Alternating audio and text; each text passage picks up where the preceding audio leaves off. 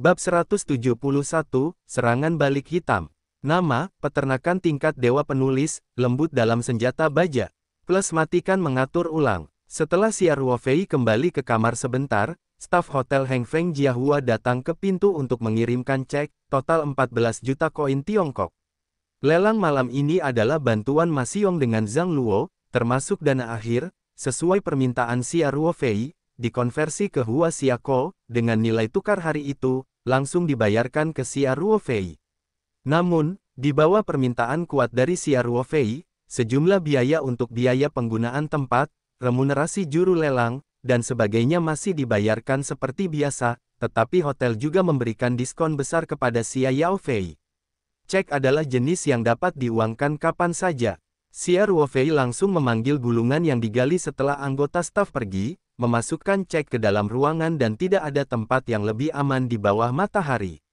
Xia Ruofei mengatakan kepada pengurus rumah tangga pribadi di kamar presidensial bahwa dia tidak akan mengizinkan siapapun memasuki kamar dan kemudian mengunci pintu. Agar aman, dia langsung pergi ke kamar mandi di kamar tidur utama, mengunci pintu dan menarik tirai, dan mengeluarkan gulungan gambar ke dalam ruangan.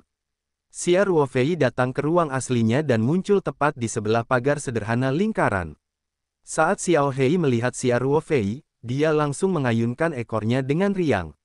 Saat ini, Xiao Hei telah tumbuh cukup besar ketika pertama kali masuk. Dalam 2 hari terakhir, dunia luar telah berada di ruang aslinya selama 3 bulan. Setiap hari, ia hidup di lingkungan yang kaya aura, dan susunya masih terkandung di dalam susunya. Pertumbuhannya sangat cepat. Xia Ruofei memperhatikan bahwa sejumlah besar makanan yang dia siapkan telah dimakan oleh Xiao Hei. Xia Ruofei membuka pagar, dan Xiao Hei segera keluar dari dalam dan melemparkan dirinya ke arahnya. Dia terus berjongkok di wajah Xia Ruofei dan sangat dekat dengannya. Xia Ruofei awalnya lebih menyukai Xiao Hei. Dia mengulurkan tangan dan menepuk kepala hitamnya. Dia berkata sambil tersenyum, "Anak kecil, kali ini sepi dan hancur." Xiao Hei tidak bisa memahami kata-kata Xia Ruofei, tapi dia berteriak, "Sekarang kamu harus lebih pintar." Xia Ruofei berdiri dan berkata sambil tersenyum, "Ayo, hitam, mainkan 3 lemparan di tanah." Begitu Xiao Hei mendengarnya, dia langsung berguling di tanah 3 kali, lalu menggoyangkan ekornya ke arah Xia Ruofei. "Ambilkan aku potnya." Xia Ruofei menunjukkan bahwa baskom dangkal yang memberi susu kepada Xiao Hei berkata. Xiao Hei segera berlari ke pagar dan mengguncang baskom dangkal itu dengan mulutnya. Baskomnya tidak kecil, dan bobotnya tidak ringan. Jongkok hitam kecil sangat sulit untuk pindah ke Xia Ruofei, dan kemudian Wang Wang menelepon 2 kali, seperti hadiah. Ya, Xia Ruofei senang. Dia kemudian memberi Xiao Hei beberapa instruksi yang relatif rumit dan menemukan bahwa Xiao Hei dapat memahami dan melaksanakannya dengan akurat. Xia Ruofei membandingkannya, merasa bahwa kegelapan dari hitam tidak lebih dari kilat. "Saya ingin datang karena kekayaan langit dan bumi di ruang spiritual ini." Hitam kecil bertahan lebih lama di dalamnya daripada kilat. Musim panas ini, Xia Feifei benar-benar melepaskan hatinya. Laju aliran waktu di ruang asli ini terlalu cepat, Xia Ruofei secara alami tidak bisa membiarkan Xiao Hei tinggal di sini lebih lama lagi, dia langsung mengambil yang hitam, dan pikirannya memasuki ruang baru. Masih ada 6 anak anjing di tempat baru, karena saat ini belum ada apa-apa, jadi semuanya ada. Ketika Xia Ruofei muncul, dia melihat 6 anak anjing mengejar dan bermain di rumput. Karena baru 2 hari berlalu, anak-anak anjing ini secara alami tidak mengalami perubahan yang nyata. 6 helai rambut dan bahkan, jalan terlemah masih agak tidak stabil, dan mereka bergoyang di belakang beberapa anak anjing. Xiao Hei juga memandangi anak-anak anjing itu dengan kepalanya dan menatap dirinya sendiri. Aneh rasanya kalau beberapa saudaraku tidak berumur panjang, namun kepandaiannya yang terbatas jelas tidak mampu memahami permasalahan pelik ini. Xia Ruofei tersenyum tipis dan menurunkan Xiao Hei. "Wang Wang Wang!" Xiao Hei berteriak beberapa kali, lalu bergegas menuju rambut besar itu. Ada keluhan dan balas dendam untuk balas dendam. Suaranya penuh gas, kecepatannya bahkan lebih cepat, dan Xia Ruofei hanya melihat bayangan hitam berkedip. Setelah beberapa saat, Xiao Hei telah sampai di depan si rambut besar. Keenam anak anjing itu semuanya terkejut, dan mereka melihat yang perkasa dan galak, dan mereka memiliki lingkaran orang kulit hitam. Beberapa anak anjing yang diintimidasi oleh orang kulit hitam telah melarikan diri dan melarikan diri. Si hitam kecil bangkit, dan cakarnya langsung mendorong rambut paling lambat ke tanah, dan rambut kedua tiba-tiba menjerit. Rambut besar dan keempat anak anjing lainnya berani berteriak di kejauhan, namun tidak berani melangkah mendekat. Mereka bahkan lebih tidak mengerti mengapa orang kulit hitam terlemah telah berkembang begitu pesat dalam waktu sesingkat itu dan menjadi lebih bergengsi. Sekarang mereka berenam bersama, tidak cukup. Xia Ruofei juga takut kalau Xiao Hei akan menyakiti Ermao dan dengan cepat berteriak, sedikit hitam, bisakah, lepaskan rambutnya. Xiao Hei mendengar suara Xia Ruofei, yang melepaskan cakarnya. Ketika Ermao mendapatkan kembali kebebasannya, dia segera melarikan diri jauh. Dari waktu ke waktu, dia membalikkan badan untuk mengamati Xiao Hei, karena takut hal itu akan terjadi kembali. Oke, kamu bisa dianggap benci. Xia Ruofei tertawa, sedikit hitam, ini adalah saudara laki-laki dan perempuanmu, kamu harus menjadi bos yang baik di masa depan, jangan menggertak mereka lagi, tahu. Si hitam kecil berteriak 2 kali dan berkata bahwa dia mengerti arti dari Xia Ruofei. Xia Ruofei juga melambai ke arah rambut besar itu, dan keenam anak anjing itu memandang Xiao Hei dengan rasa takut yang masih ada. Kecerdikan keenam anak anjing ini secara alami jauh lebih sedikit dibandingkan dengan anak anjing hitam, dan penghindarannya disebabkan oleh reaksi naluriah. Xia Ruofei tidak bisa menahan senyum. Dia hanya berkata kepada Xiao Hei, kamu harus, atau kamu akan menaklukkan yang lebih muda. Xiao Hei, sang. Saat Xiao Hei mendengarnya, dia tiba-tiba berteriak kegirangan. Xia Ruofei berteriak dari belakang, jangan sakiti mereka. Kulit hitam kecil itu menjerit 2 kali, dan kepalanya tidak kembali ke tanah dan bergegas menuju keenam anak anjing itu.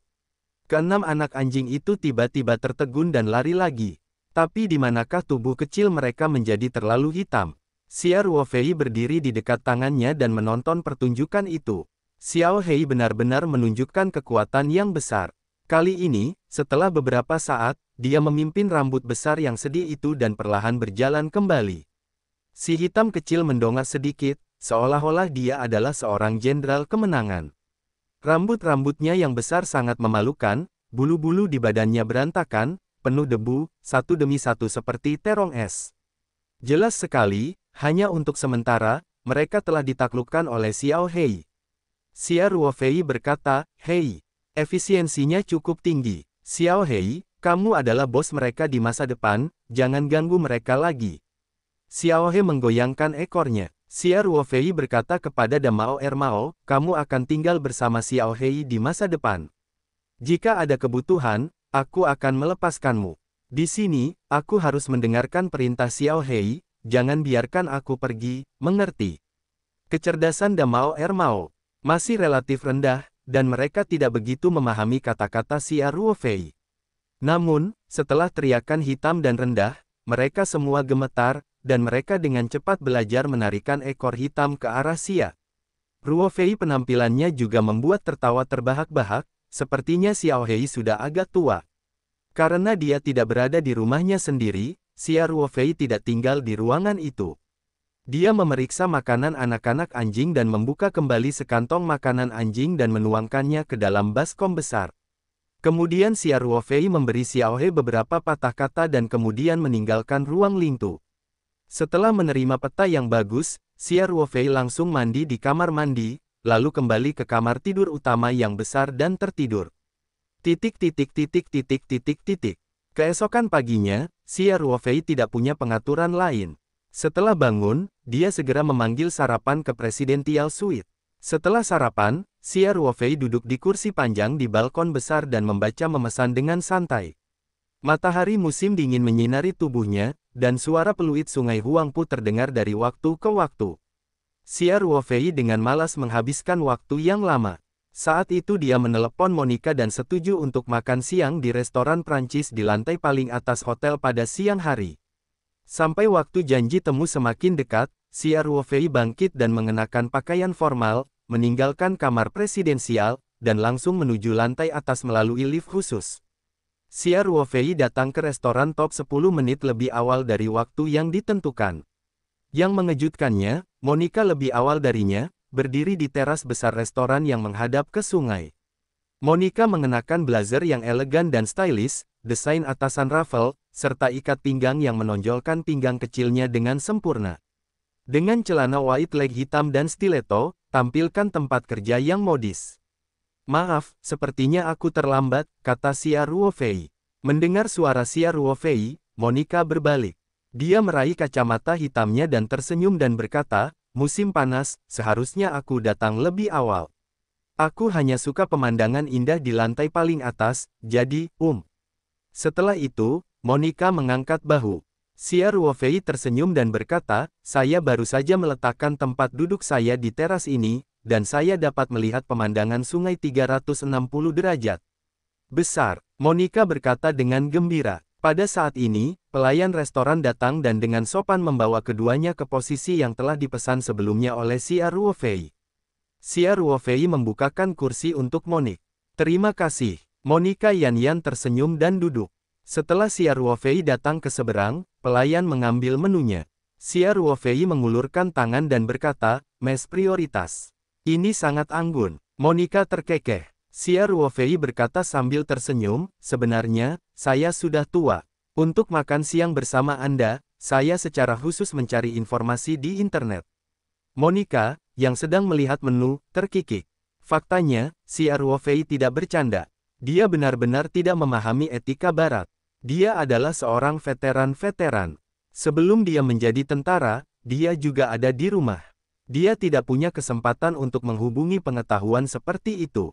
Segera keduanya memesan hidangan dan mulai menyajikannya sebentar lagi. Minuman beralkohol, makanan pembuka, sup, dan makanan pembuka. Secara bergantian, Xia Ruofei dan Monica mengobrol dengan tenang, menikmati makanan Prancis Barat yang lezat di teras yang tak terkalahkan ini. Kali ini, koki restoran Mark Lawrence mendatangi keduanya dengan dua hidangan utama.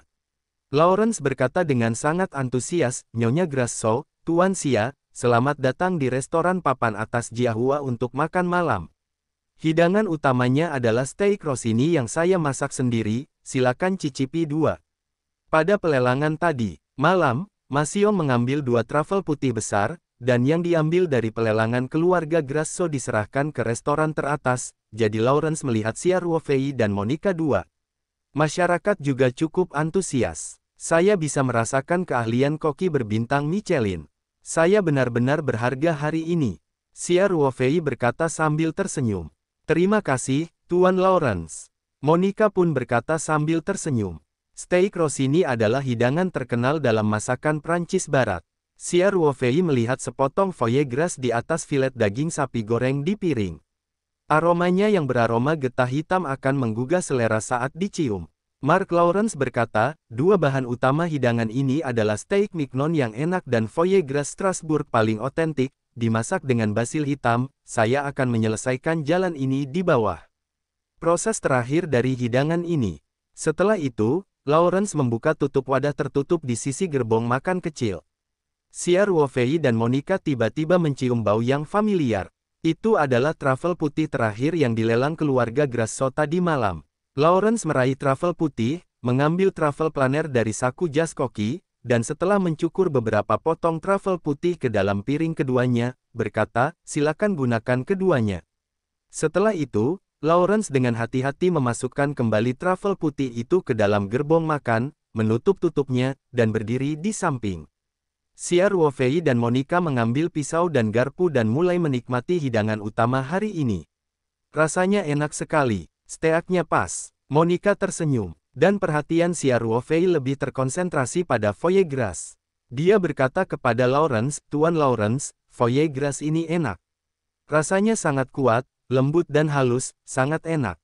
Lawrence berkata, "Terima kasih atas kebaikan Anda. Tuan Xia, foie gras ini adalah foie gras Strasbourg yang kami bawa langsung dari Prancis. Lebih dari 200 tahun yang lalu, Raja Louis ke-16 kami mencicipi foie gras. Setelah itu, saya berseru bahwa ini adalah makanan terbaik di dunia. Sejak itu, foie gras secara bertahap menjadi akrab di dunia. Dan foie gras Strasbourg lah yang dicicipi oleh Louis ke-16. Masih ada kiasan seperti itu." Xia Ruofei berkata sambil tersenyum, Foie Gras-nya pasti sangat berharga. Monica tersenyum dan menerima telepon, Foie Gras Prancis asli sangat berharga. Truffle-nya yang dilelang kemarin, dan kaviar disebut sebagai 3 masakan teratas. Foie Gras Prancis juga dibuat dari Foie Gras Strasbourg. Yang pertama, diikuti oleh Langue de Foie Gras dan Toulouse Foie Gras, dan kaviar yang paling berharga adalah kaviar yang terbuat dari telur ikan mas Begga, yang juga merupakan kaviar paling berharga dan langka di dunia. Ikan mas memiliki tangkapan kurang dari 100 setahun, dan kaviarnya sangat berharga. Disebut mutiara Kaspia. Berbicara tentang makanan, Monica juga memiliki sedikit harta karun, itu benar-benar membuat Xia Ruofei membuka mata, memiliki pemahaman yang sangat intuitif tentang makanan top dunia. Usai mencicipi hati angsa Strasbourg terbaik, Xia Ruofei pun melahirkan ide untuk mengembangkan bahan-bahan baru. Lagi pula, di 3 makanan utama dunia, dia pada dasarnya bisa membuat truffle kelas atas setiap tahun. Untuk kaviar, cumi-cuminya ditanam di laut. Lingkungan di dalam ruangan jelas tidak cocok untuk berkembang biak, jadi kemungkinan besar untuk sementara ini adalah foie gras. Tentu saja, Xia Ruofei hanya memiliki gambaran awal. Dia tidak mengetahui proses budidaya foie gras Prancis, dan foie gras tidak seperti truffle langka. Angsa perlu dipelihara dalam jumlah besar. Ini berarti bahwa Xia Ruofei harus menemukan cara untuk mengangkat dunia luar, jika tidak, dia tidak akan membicarakan masalah yang tidak dapat diangkat di luar angkasa. Masalah terbesarnya adalah, dia tidak dapat menyelesaikan pekerjaan berat seperti itu meskipun dia kelelahan. Oleh karena itu, gagasan awal ini perlu diwujudkan, dan perlu ditelaah selangkah demi selangkah. Masakan Chef Lawrence disetujui oleh para tamu terhormat, dan dia sangat senang untuk turun, dan Xia Ruofei juga mengesampingkan pikirannya sendiri dan mengobrol dengan Monica. Monica tersenyum dan berkata, musim panas, saya melihat truffle putih yang saya ambil kemarin. Kualitasnya bahkan lebih tinggi daripada truffle putih terbaik yang diproduksi di Alba, jadi saya benar-benar ingin tahu dari mana perusahaan Taoyuan Anda berasal. Temukan truffle terbaik. Sebelum saya menunggu jawaban Xia Ruofei, Monica segera berkata sambil tersenyum, tetapi saya tahu ini pasti rahasia bisnis inti perusahaan Anda, jadi yakinlah, saya tidak akan ragu untuk bertanya. Terima kasih atas pengertiannya, Xia Ruofei berkata sambil tersenyum. Monica berkata, saya masih berharap akan ada kerjasama komersial di antara kita. Oh, Monica, Imho, bukankah kita seharusnya menjadi hubungan yang kompetitif? Xia Ruofei bertanya sambil tersenyum. Tidak, musim panas, kami memiliki kemungkinan besar untuk bekerja sama, kata Monica. Keluarga Grasso kami adalah pedagang truffle yang menjual truffle berkualitas tinggi dari para pemburu truffle di Italia, khususnya di Alba. Saya pikir kita bisa menjual truffle untuk Taoyuan, bukan? Xia Ruofei berkata sambil sedikit tersenyum, kata-katanya benar, tetapi truffle kelas atas adalah pasar penjual. Selama ada barang bagus, pasti terjual habis. Monica terkikik, bisa dikatakan, tapi tidak bisa dipungkiri bahwa keunggulan Grasso Group kita dalam saluran penjualan tidak ada bandingannya. Saya tentu tahu bahwa truffle Anda tidak laku, tapi saya rasa Anda menghargainya. Bukan hanya keuntungan dari penjualan truffle. Berbicara tentang ini, Monica berhenti sejenak, lalu memandang Xia Ruofei dan berkata, musim panas, jika kita bekerja sama, jika Anda adalah truffle yang Anda berikan, kami dapat menandai perusahaan dari Taoyuan kapan kami menjual. Xia Ruofei tidak bisa menahan diri untuk tidak mengangkat alisnya, dan dia sedikit tergerak. Usulan Monica memang tulus, dan dia dapat melihat bahwa Xia Ruofei lebih memperhatikan kesadaran merek perusahaan. Tidak ada keraguan bahwa lelang ini sangat sukses, tetapi Taoyuan tidak memiliki dasar sama sekali, dan grup Grasso benar-benar berbeda. Mereka memiliki basis pelanggan utama dunia, termasuk politisi nasional yang super kaya dan bahkan keluarga kerajaan Timur Tengah. Xia Ruofei sendiri perlu mengeluarkan uang banyak waktu dan tenaga untuk mengembangkan saluran ini. Memilih bekerja dengan Grasso sebenarnya merupakan jalan pintas. Monica sedikit tersenyum, bagaimana? Musim panas, bagaimana perasaanku tentang lamaranku? Kamu bisa mempertimbangkannya, Xia Ruofei berkata sambil tersenyum. Jika Anda dapat bekerja sama dalam mode ini benar-benar situasi yang saling menguntungkan. Berbicara tentang ini, Xia Ruofei memikirkannya dan tiba-tiba berkata sambil tersenyum, Monica, sepertinya kamu mengambil travel kami kemarin, bukan hanya untuk pesta ulang tahun kakekmu. Namun, di dalam keluarga, pasti ada berbagai intrik. Xia Ruofei menduga Monica juga memiliki berbagai kendala di dalam grup Grasso. Travel itu difoto. Itu tidak dimaksudkan untuk meyakinkan lawan dengan cara yang paling intuitif dan ampuh untuk mempromosikan kerjasama. Ini sambil tersenyum. Bagaimana? Apakah menyenangkan? Xia Ruofei berkata sambil tersenyum, itu suatu kehormatan besar. Oke, sulit untuk mendapatkan pria itu, aku tidak ingin berbicara tentang pekerjaan sepanjang waktu di siang hari, kata Monica sambil tersenyum pada Xia Ruofei. Setelah itu, Monica dengan lembut mengatur sekilas rambut pirang, lalu mengulurkan tangan untuk memegang dagunya dan menatap Xia Ruofei. Mata yang panas membuat Xia Ruofei tiba-tiba merasa tidak nyaman. Dia mengubah postur tubuhnya sedikit tidak wajar dan bertanya, apa yang ingin kamu bicarakan? Tentu saja ini pembicaraan tentang angin dan salju.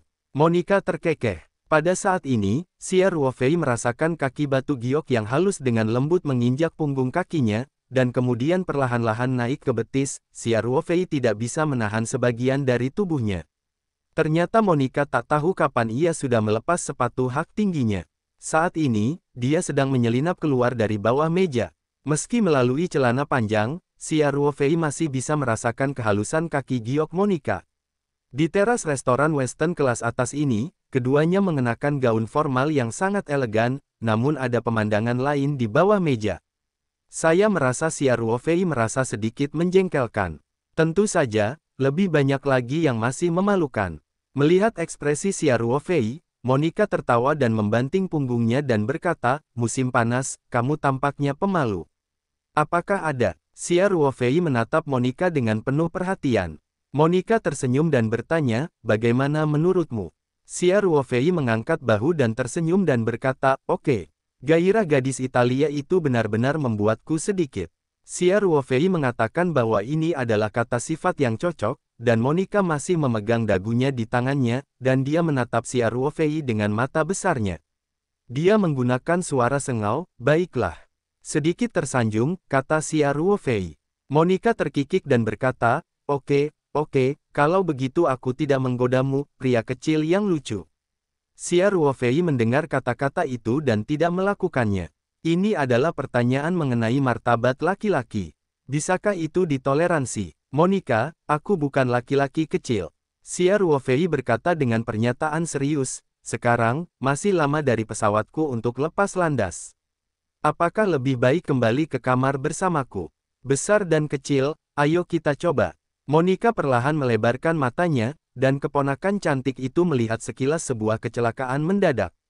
Dia tidak menyangka Xia Ruofei tiba-tiba menjadi begitu berani, terutama setelah Xia Ruofei selesai, masih ada senyum tipis di wajahnya, dan dia tetap membuka matanya. Menatapnya, dia sedikit bingung di matanya. Namun, kepanikan Monica hanya sesaat. Segera dia menunjukkan senyuman menawan dan berdiri dan berkata, oh, aku juga ingin tahu bagaimana rasanya berkencan dengan pria China. Aku percaya pada kekuatan. Musim panas pasti tidak akan mengecewakanku. Ini adalah putaran berikutnya dari Xia Ruofei yang tercengang, bukankah Monica selalu menggoda dirinya sendiri? Bukankah Ma Ziming mengatakan bahwa Monica malah meremehkan pengejaran orang terkaya di Eropa? Kok benar kalau tidak setuju? Ketika Monica melihat penampilan Xia Ruofei, dia tersenyum dan berkata, bercanda. Saya ada janji bisnis pada siang hari. Waktunya agak gugup, saya akan meninggalkan kata-kata saya. Terima kasih atas keramahan Anda, pria kecil. Setelah itu, Monica tersenyum pada musim panas, dan mengambil tas tangan wanita itu dan berbalik. Setelah beberapa langkah, Monica kembali dan kembali. Dia berjalan ke arah Xia Ruofei dan menghela nafas di telinganya seperti Landau, lain kali aku punya waktu, aku harus mencobanya. Besar dan kecil, kamu tidak boleh melarikan diri. Setelah itu, Monica tersenyum dan berbalik membawa harum angin. Ada senyuman pahit di wajah Xia Ruofei. Monica ini hanyalah seorang goblin dari orang mati. Godaan tersebut adalah godaan yang mematikan. Itu mulut yang terlalu tidak bisa diandalkan. Saya tidak tahu kalimat mana yang benar. Setelah Monica pergi, Xia Ruofei masih merasakan betisnya. Kesemutan, aroma samar di udara belum hilang sepenuhnya. Sepertinya ada nyala api yang membara di hatiku yang tidak bisa padam dalam waktu lama. Itu goblin yang buruk, membunuh apapun yang terjadi. Xia Ruofei berpikir sambil tersenyum. Setelah meninggalkan restoran tingkat atas, Xia Ruofei kembali ke kamar presidensial dan berkemas sedikit, menunggu untuk bergabung dengan Ma Xiong dan rombongannya dalam perjalanan pulang. Saat Xia Ruofei baru saja mengemasi pakaiannya, ponselnya tiba-tiba berdering ketika Ma Xiong secara pribadi menelepon. Dia berkata dengan sedikit permintaan maaf, "Xia Zheng, saya benar-benar malu, perusahaan ini sedikit mendesak, kita harus terbang langsung kembali ke Pulau Hong Kong, saya sudah membantu Anda dan atur selamat sore. Saya minta maaf atas penerbangan di kota Sanshan." Xia Ruofei berkata dengan cepat, "Tidak masalah, Tuan Ma Lao. Apakah urusan perusahaan Anda penting?" Ma Xiong tersenyum dan berkata, "Tidak ada, yang masih dalam kendali, yang membuat Anda sedih dan mengambil penerbangan santai." Petik 2. Apa hubungannya? Kata Xia Ruofei. "Sebenarnya, kami bisa memesan tiket sendiri. Jika Anda memiliki masalah mendesak, langsung kembali. Orangnya sudah dijadwalkan, dan mobil hotel akan mengirimmu ke bandara langsung." Ma Xiong berkata sambil tersenyum. Suaranya sangat tenang, sepertinya meskipun urusan perusahaan lebih mendesak, tapi masih baik-baik saja, menjadi. Selain itu, konsorsium kelas dunia, bahkan jika ada masalah yang tidak dapat diselesaikan, Xia Ruofei tidak dapat membantu banyak, jadi tidak ada pertanyaan. Saat ini, Ma Xiong berkata lagi, "Saya sudah berdiskusi dengan beberapa teman tentang si hitam. Setelah kembali ke Hong Kong, kami akan terus menindaklanjuti dan menindaklanjutinya. Saya punya berita yang ingin saya sampaikan kepada Anda untuk pertama kalinya." Ketika Xia Ruofei melihat Ma Xiong dalam situasi mendesaknya sendiri, dia masih tidak melupakan hal kecil ini, dan hatinya juga tersentuh. Dia berkata, "Tuan Ma, kamu harus berurusan dengan perusahaan, kamu tidak peduli." "Haha, saya tidak pernah setengah-setengah melakukan sesuatu untuk Ma Xiong." Ma Xiong berkata sambil tersenyum lebar. "Anda harus membiarkan ini saja, tunggu kabar saya." "Baik, Tuan Ma Lao, terima kasih."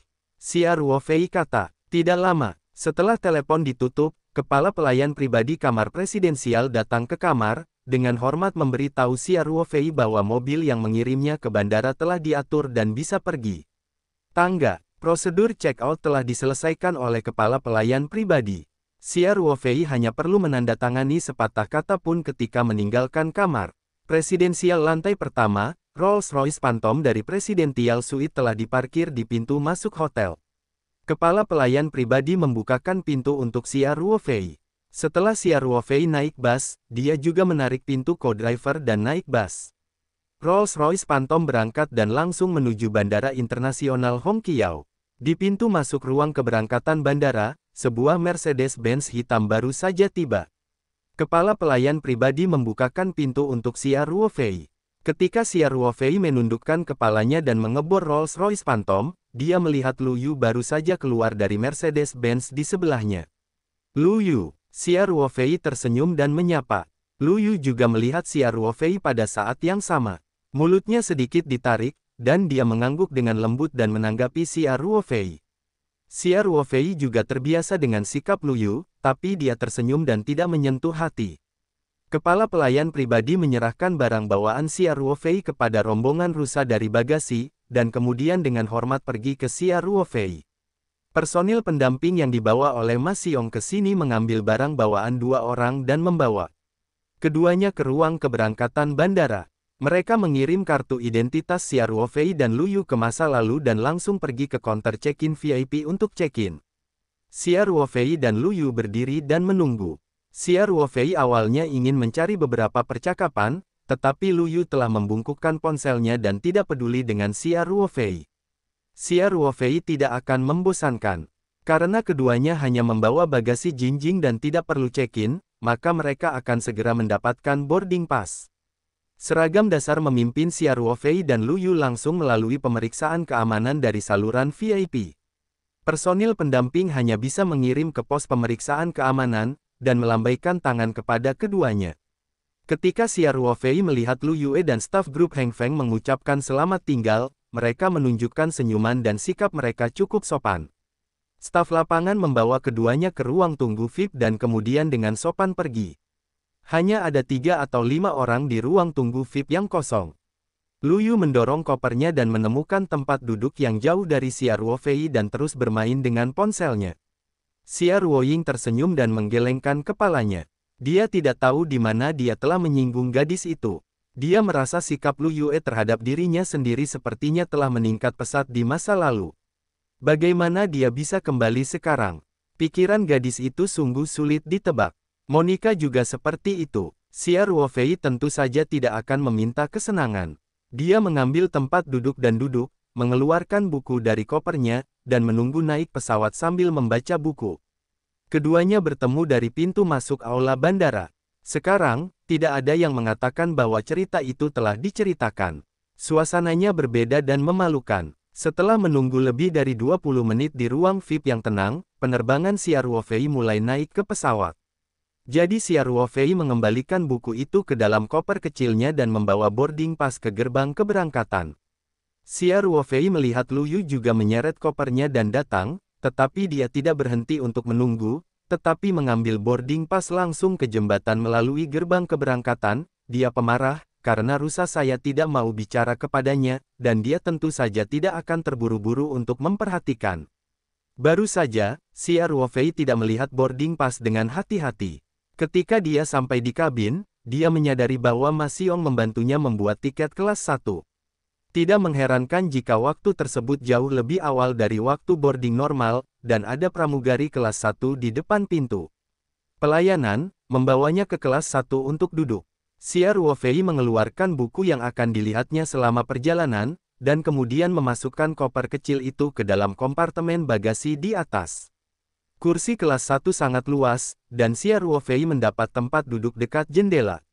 Dia duduk dan mengatur sudut tempat duduk. Dia menemukan posisi paling nyaman dan mencondongkan tubuh ke kursi untuk melihat buku dengan santai. Pada saat ini, Xia Ruofei merasakan angin harum masuk ke lubang hidungnya, dan ketika dia menoleh, dia melihat bahwa Lu Yu juga dipimpin oleh pramugari. Kursi rusa sebenarnya bersebelahan dengan Xia Ruofei. Xia Ruofei akan merasa lega ketika memikirkannya. Tiket keduanya diperbaiki jadi 1, dan boarding pass-nya juga sama orangnya mau bantu ganti, kursinya harus nyambung. Melihat kursi Xia Ruofei di sebelahnya, Lu Yu tidak mengatakan apa-apa, tetapi alisnya sedikit berkerut, lalu meletakkan barang bawaannya, dan duduk dengan tenang di sebelah Xia Ruofei untuk bermain telepon. 2 orang membaca buku, 1 melihat telepon, dan tidak ada dengungan. Sekitar setengah jam setelah boarding, penumpang kelas ekonomi juga sudah naik dan pintu ditutup. Menunggu beberapa saat, pesawat mulai meluncur keluar. Saat pesawat melaju di taxiway, Xia Ruofei meletakkan buku itu ke samping dan bersandar di sandaran kursi untuk mulai menutup matanya. Tak lama kemudian pesawat memasuki landasan, melaju kencang dan lepas landas. Saat pesawat masih menanjak dengan sudut ketinggian yang besar, Xia Ruofei membuka matanya, dan dari sudut matanya melihat layar ponsel Lu masih menyala. Xia Ruofei tidak bisa membantu tetapi berbalik dan berbisik, "Rusa, telepon harus mati selama penerbangan." Ketika Xia Ruofei mengatakan setengahnya, dia tidak bisa membantu tetapi mengubah wajahnya sedikit, karena dia melihat itu Lu Yu tidak sedang bermain-main dengan ponselnya, tetapi wajahnya pucat dan alisnya bersandar di kursi, dan wajahnya menunjukkan ekspresi yang menyakitkan. Xia Ruofei melihat wajah Lu sangat pucat, dan dia terkejut. Dia segera bertanya, "Lu Yu, ada apa denganmu?"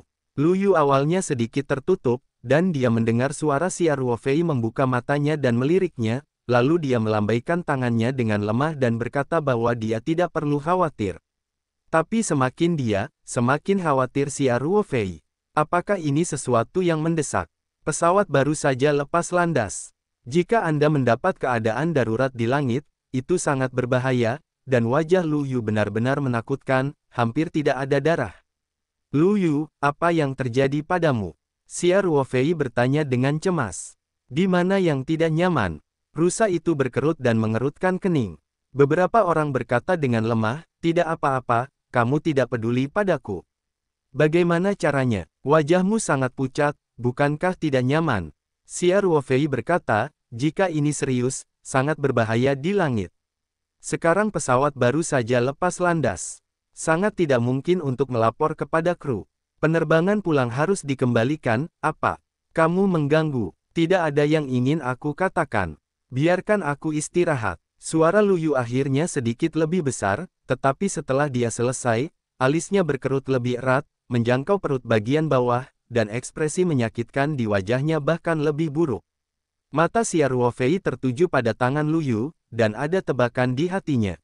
Lu Yue merasakan tatapan Xia Ruofei, dan cahaya pucat muncul di wajahnya yang pucat.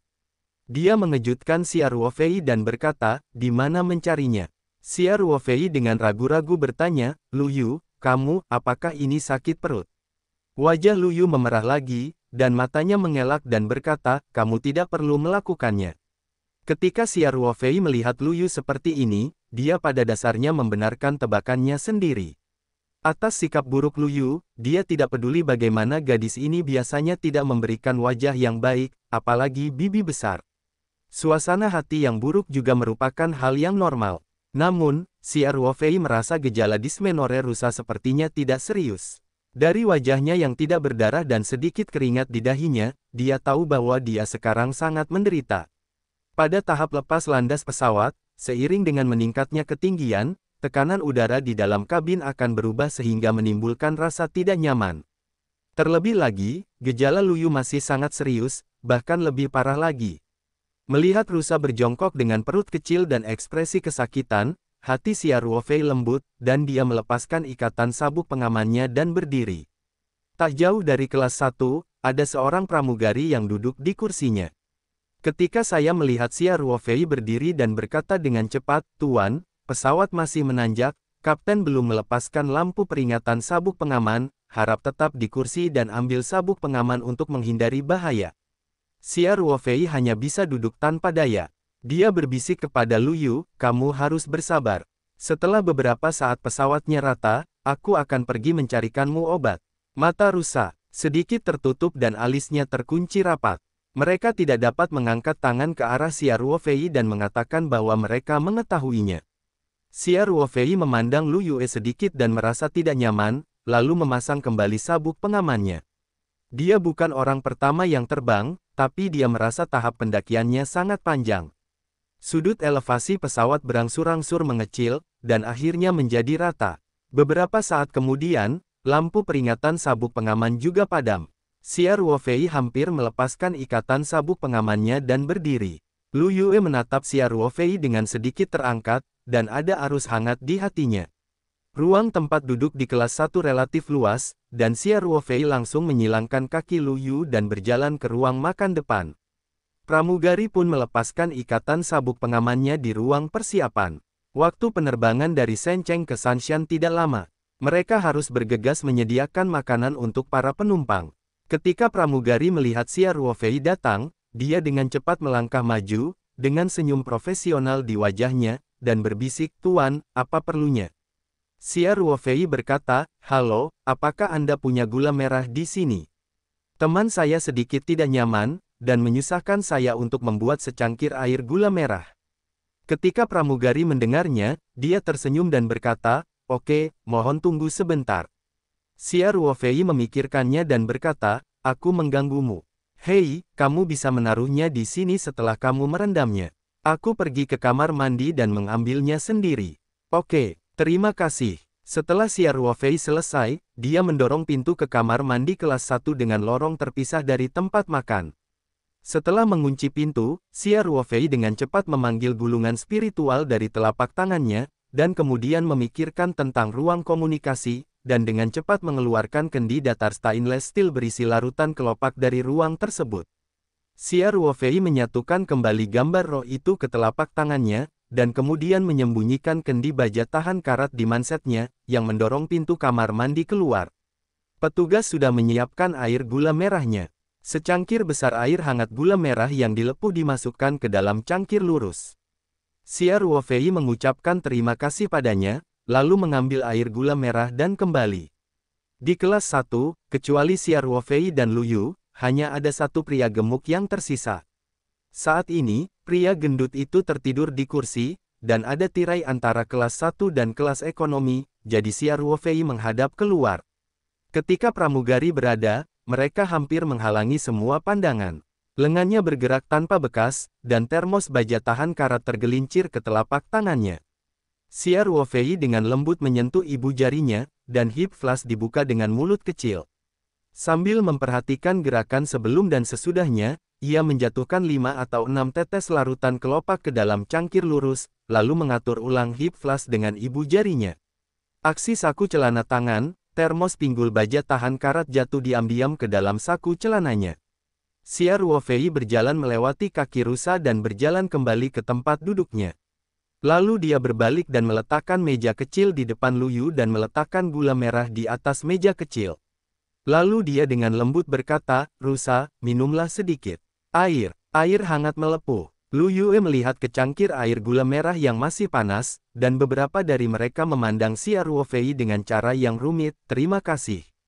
Xia Ruofei tersenyum tipis, "Jangan terlalu banyak bicara, cepat minum." Lu Yi mengangguk dan meraih secangkir air gula merah.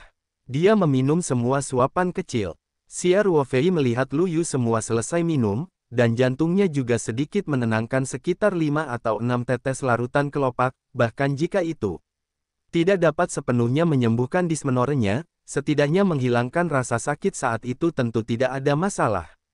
Xia Ruofei mengambil buku di sebelahnya dan melihatnya dengan tenang. Setelah rusa menyesap air gula merah yang dicampur ke dalam larutan kelopak, ia segera merasakan perut bagian bawah mulai mengeluarkan sedikit aliran panas, yang sangat nyaman. Panas ini lambat laun menyebar dari perut bagian bawah ke seluruh tubuh. Tanpa disadari, rasa sakit menggigit di perut bagian bawah perlahan mulai mereda. Setelah beberapa saat, Lu Yu tidak merasakan sakit apapun. Dia juga merasa sangat ajaib. Masalah ini telah menimpanya selama bertahun-tahun. Setiap bulan telah tiba hingga hari ini, sungguh menyakitkan untuk hidup. Trik utama, air gula merah belum banyak digunakan, tetapi pengaruhnya setiap kali hanya kecil. Bagaimana air gula merah masa kini bisa menjadi obat mujarab? Apakah karena dia, rusa memikirkannya, mau tidak mau menoleh ke arah Xia Ruofei. Saat ini, Xia Ruofei sedang membaca buku dan tidak memperhatikan mata Lu Yue. Lu Yu melihat Xia Ruofei memegang sebuah buku dengan sangat hati-hati dan diam-diam membacanya.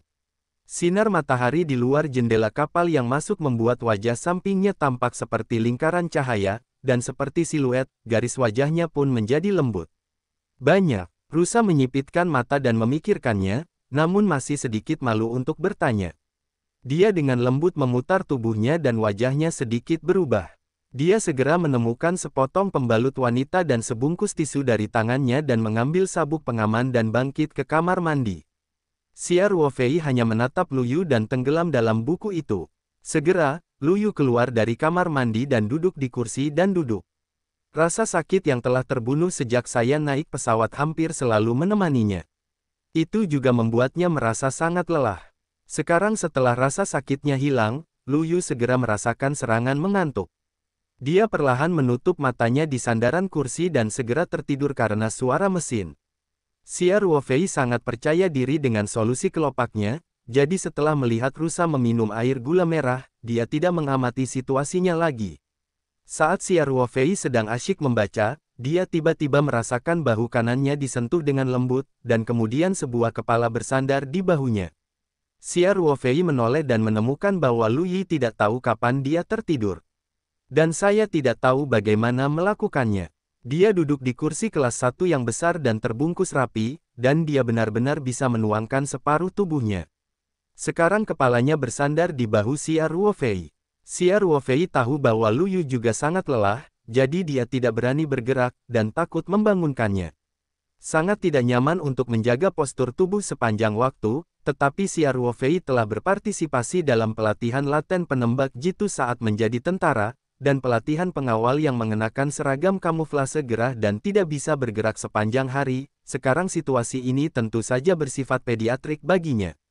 Xia Ruofei menjaga tubuh bagian atasnya tetap diam, meninggalkan buku di tangan kirinya, lalu menekan tombol pemanggilan di sandaran tangan kursi. Segera seorang pramugari kelas 1 datang ke tempat duduk mereka dan membisikkan kebutuhan Xia Ruofei.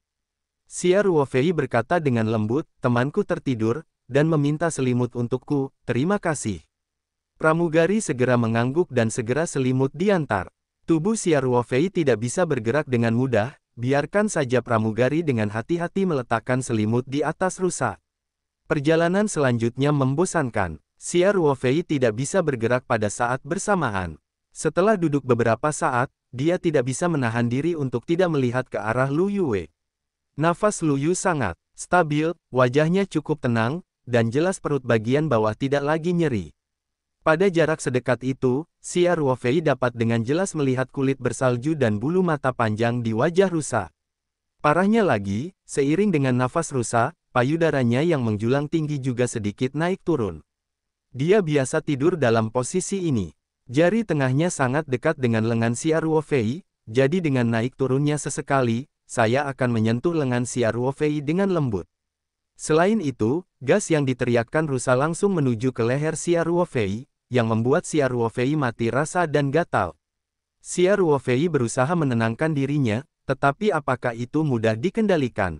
Matanya mau tidak mau mengarah ke arah rusa, terutama bagian pantat dan kakinya yang panjang dengan lekuk tubuh yang indah dan bentangan yang menakjubkan. Xia Ruofei bahkan memiliki keinginan untuk menyelinapkan lengannya ke arah rusa, dan sekarang hampir menyentuhnya. Selama dia bergerak beberapa sentimeter, dia pasti bisa melakukan kontak yang solid. Tentu saja, dia tidak melakukan itu pada akhirnya, karena begitu dia melakukan ini, sifatnya benar-benar berbeda, yaitu minyak yang mendidih, itu adalah hooligan, dan Xia Ruofei masih mempertahankan keuntungannya sendiri. Waktu berlalu dalam siksaan para dewa dan dewa Xia Ruofei.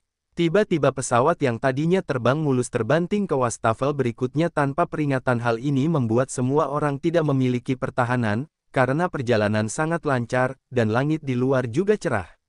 Jadi kecelakaan kali ini cukup mendadak, dan semua orang tidak memiliki persiapan psikologis. Parahnya lagi, karena pesawat dalam fase penerbangan lancar, lampu peringatan sabuk pengaman tidak menyala sehingga banyak orang yang membuka kunci sabuk pengaman. Misalnya, Xia Ruofei dan Lu Yu, keduanya bangkit dan meninggalkan tempat duduk setelah terbang, dan tidak memakai sabuk pengaman setelah kembali. Pesawat sering jatuh, dan karena pengaruh inersia, banyak penumpang yang tidak memakai sabuk pengaman dan pramugari yang sibuk langsung mengungsi. Xia Ruofei dan Lu Yu secara alami tidak bisa menahan kelembaman, dan mereka semua terbang dari tempat duduk mereka dalam sekejap. Reaksi Xia Ruofei masih jauh lebih dari orang biasa. Di dalam lampu listrik dan batu api, dia hampir secara tidak sadar mengulurkan tangan dan menutupi Lulu, karena dia tahu bahwa Lu Yu tidak dalam kondisi tidur, dan kemungkinan besar akan terluka parah, dari. Pada saat ini, Xia Ruofei tidak punya waktu untuk berpikir, dan itu sepenuhnya merupakan tindakan yang dilakukan oleh alam bawah sadar. Dia hanya sempat memegang erat rusa itu, lalu dia menghantam langit-langit kabin. Rao adalah kualitas fisik Xia Ruofei. Dampak seperti ini pun membuatnya bergosip. Secara khusus, dia hanya punya waktu untuk merawat Lu Yu, tidak ada cara untuk punya waktu untuk melakukan gerakan perlindungan diri, sehingga bagian belakang kepalanya benar-benar membentur langit-langit, dan untuk sesaat, menatap Venus, hampir masa lalu yang hitam dan memusingkan. Dan dia masih memegang seekor rusa. Kepala Lu Yu juga menempel di dadanya, dan dia hampir tidak membiarkannya kembali. Dalam situasi seperti ini, Lu Yue secara alami langsung terbangun. Dia bingung dan tidak menyadari apa yang sedang terjadi. Dia merasa tubuhnya telah kosong, dan sepasang tangan besar menempel erat padanya, dan nafas laki-laki mengalir deras. Kemudian dia muncul di kabin-kabin, kursi ini berada di bawah miliknya sendiri, dan berbagai teriakan histeris keluar dari telinganya. Saat berikutnya, kursi kabin itu mulai diperbesar lagi di mata mereka sendiri. Karena pesawat telah berhenti jatuh, gaya inersia telah hilang, dan gravitasi kembali berpengaruh. Semua orang yang tadinya terbiasa dengan langit-langit kini terjatuh ke lantai. Xia Ruofei menggigit giginya dan menahan rasa sakit di tubuhnya. Dia memutar tubuhnya di udara dan membalikkan tubuhnya dan berubah menjadi postur rusa di bagian bawah. Lalu keduanya terjatuh dengan keras. Dengan keras, pinggang Xia Ruofei menghantam pegangan kursi kayu mahoni dengan keras, dan air matanya hampir keluar.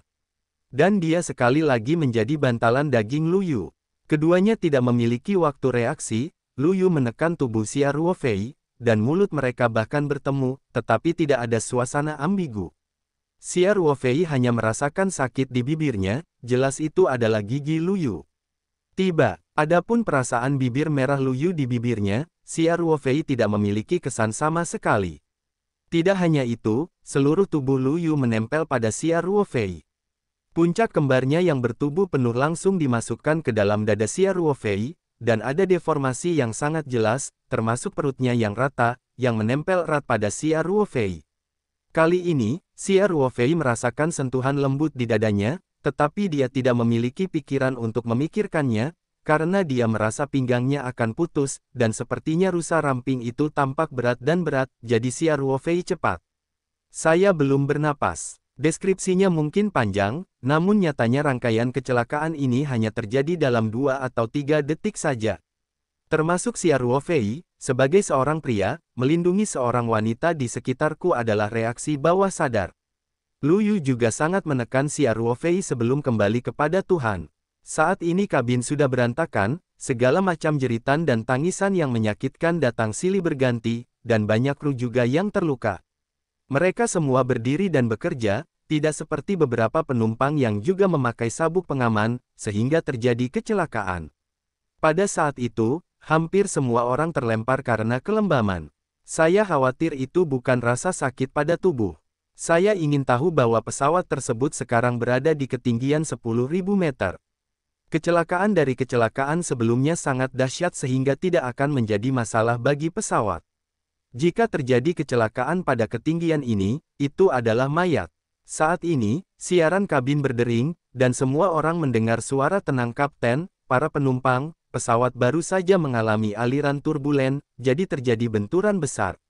Sekarang kami sudah terbang keluar dari area turbulen, tolong jangan panik, pesawat dalam keadaan normal.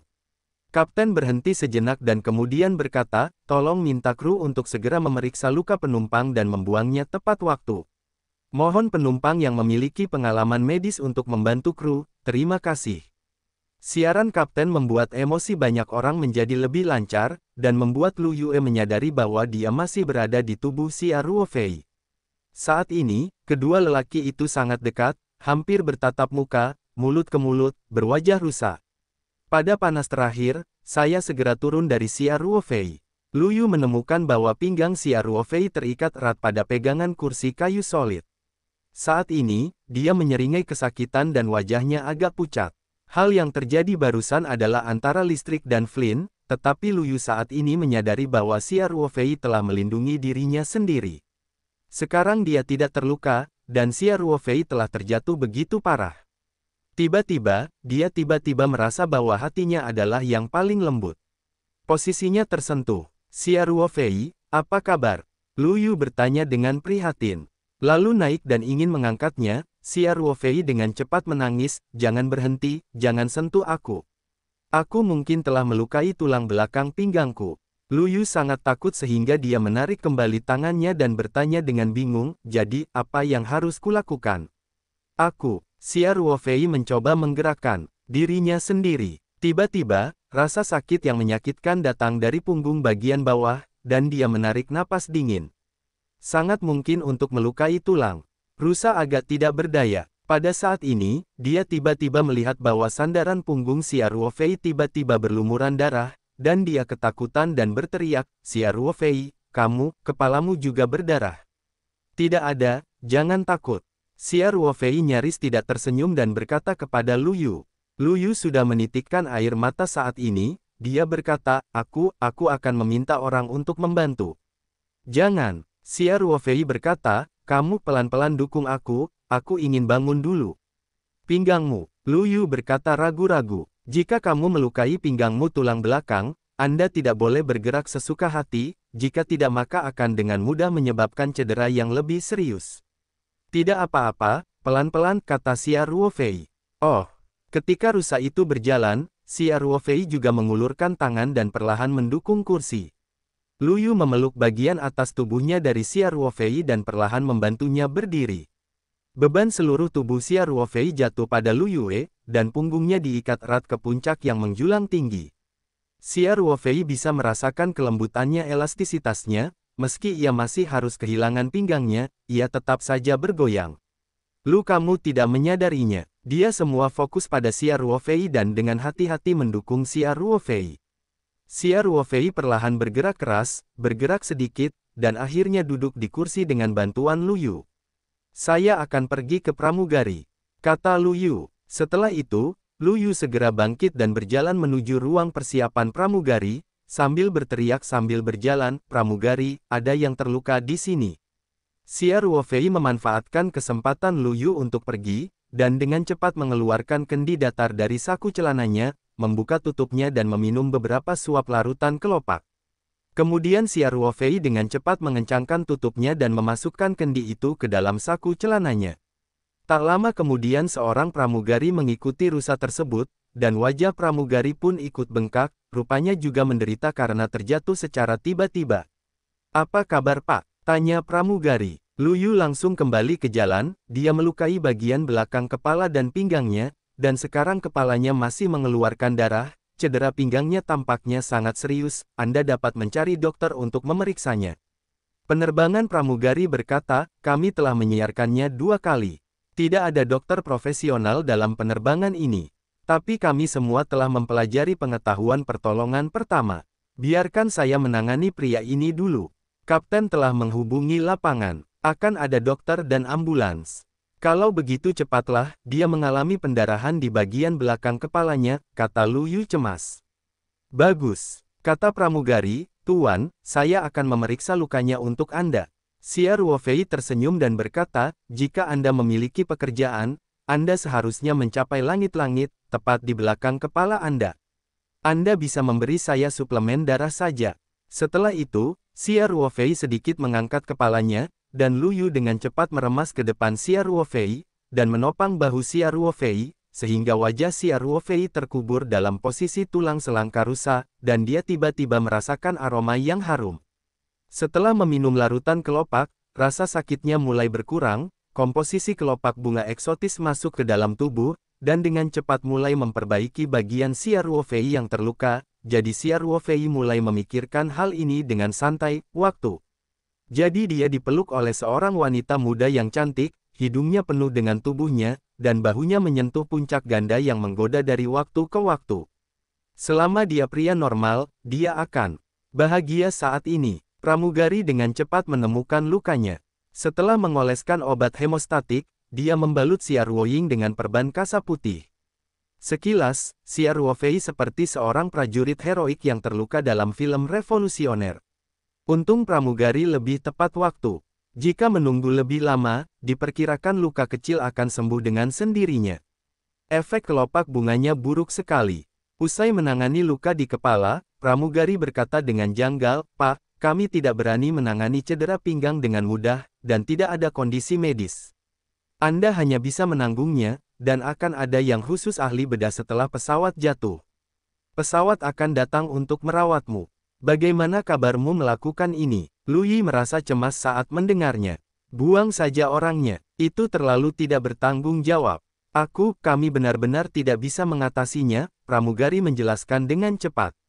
Xia Ruofei tersenyum dan melambaikan tangannya dan berkata, Lu Yu, lupakan saja, saling pengertian. Kondisi di pesawat terbatas, dan Anda lihat pramugari sendiri juga terluka. Baru saja mereka berdiri dan bekerja, saya khawatir itu menyakitkan. Kami ringan. Pramugari segera keluar, dan hampir semua orang terluka.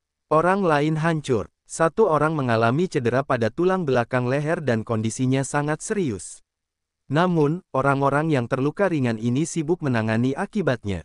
Banyak penumpang yang mengalami luka ringan sangat heboh, sangat kasar terhadap mereka, dan segala macam tuduhan yang tidak masuk akal bahkan memalukan. Meskipun ini adalah pekerjaan mereka, tentu saja mereka merasa dirugikan. Dan kata-kata Xia Ruofei sepertinya ada di dalam hatinya, dan dia berkata sambil merengek, terima kasih atas pengertian Anda. Xia Ruofei berkata sambil tersenyum, cepat dan lakukan hal lain. Baiklah, terima kasih, kata pramugari. Dia dengan hati-hati tidur siang di Xia Ruofei sebelum berbalik dan pergi. Xia Ruofei tersenyum dan berkata kepada rusa, sebenarnya, interaksi antar manusia bisa sangat sederhana, dan hati akan saling memahami dan memahami, bukan? Jika sebelumnya, Lu Yu tidak bisa menahan diri untuk tidak menyangkal Xia Ruofei, tapi kali ini dia hanya mengangguk dalam diam. Lu Yu juga duduk di sebelah Xia Ruofei.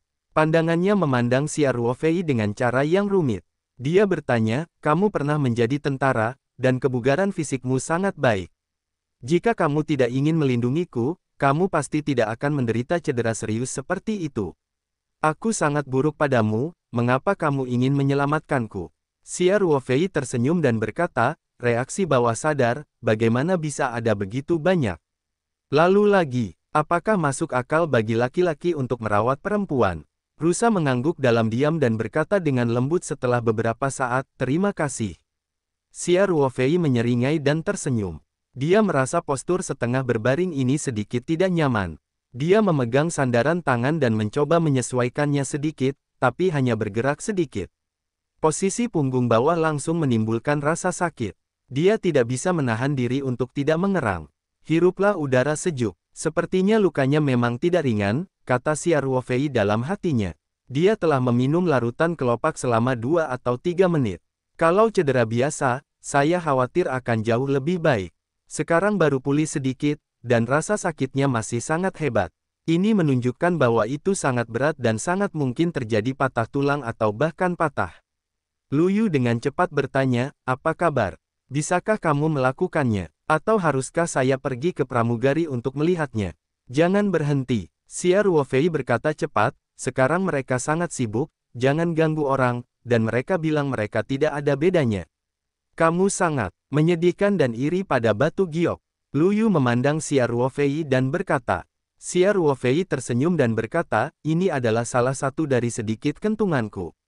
Hentikan. Dir memandang Xia Ruofei dengan mengintip dan kemudian tersenyum. Saya tidak ada hubungannya, yakinlah. Xia Ruofei berkata, diperkirakan cederanya parah. Sekarang terasa lebih baik, seharusnya tidak melukai tulang. Benarkah? Lu Yue tidak percaya. Xia Ruofei begitu saja, tapi sepertinya lukanya tidak keras. Dia merasa tulang pinggangnya patah dan dia tidak bisa bergerak sama sekali. Saya tahu kedokteran, bolehkah saya berbohong kepada Anda? Xia Ruofei berkata sambil tersenyum. Aku pikir kamu sangat lelah sekarang. Hei, ayo cepat sebentar sekarang. Benar, ingatlah untuk mengencangkan sabuk pengamanmu dulu. Jangan tidur, aku takut dan aku sudah mengantuk lama sekali, waktu. Lu Yu berkata, aku bangun untuk menjagamu, kalau kamu ingin pergi ke kamar mandi. Kamu membantuku masuk. Xia Ruofei tersenyum dan memandang Lu Yu. Lu Yu tersipu, lalu segera berdiri dan berkata, ya, siapa yang membuatmu ingin menyelamatkanku dari cedera? Apakah kamu ingin pergi ke kamar mandi sekarang? Saya bisa bantu Anda. Xia Ruofei dengan cepat melambaikan tangannya dan berkata, jangan berhenti. Aku harus memperlambat lagi. Aku berhasil memulihkan beberapa di antaranya. Jangan patahkan pinggang lamaku lagi. Kata-kata Xia Ruofei adalah diekspor, dan tiba-tiba sepertinya ada sesuatu yang tidak beres. Ini ambigu. Dia dengan cepat melirik ke arah rusa itu, tetapi Lu Yu sepertinya tidak mendengar apa-apa, hanya menghela nafas dan duduk kembali. Han, untungnya gadis ini sederhana, kata Xia Ruofei dalam hatinya. Apakah kamu ingin tidur sebentar? Kata Lu Yu. Setelah tertidur, tidak terlalu sakit. Yah, aku akan menutup mataku. Xia Ruofei berkata sambil tersenyum. Kamu akan beristirahat. Bahkan jika kamu tidak bisa tidur, kamu dapat menutup mata dan membangkitkan semangatmu. Oke, Xia Ruofei menutup matanya. Setelah beberapa saat, dia merasa tubuhnya tidak nyaman. Dia tidak bisa menahan diri untuk tidak membuka matanya dan menemukan bahwa Lu Yu sedang menatap dirinya sendiri. Melihat Xia Ruofei tiba-tiba membuka matanya, Lu Han segera mengalihkan pandangannya. Xia Ruofei tersenyum dan bertanya, apa pendapatmu tentang aku? Bukankah kamu harus istirahat? Aku tidak takut kamu punya sesuatu. Kata rusa dengan wajah cantik. Aku akan memanggilmu sesuatu, kamu menatapku seperti ini, aku tidak bisa tidur, kata Xia Ruofei sambil tersenyum. Ketahuilah, kamu akan tidur. Kata Lu Yu. Dia juga memejamkan matanya sedikit di sandaran kursi. Xia Ruofei hanya tersenyum dan menggelengkan kepalanya dan terus menutup matanya. Waktu berlalu, Xia Ruofei belum tertidur, dia bisa merasakan larutan kelopak ke dalam tubuhnya, dan dia sedikit memperbaiki tempat yang terluka.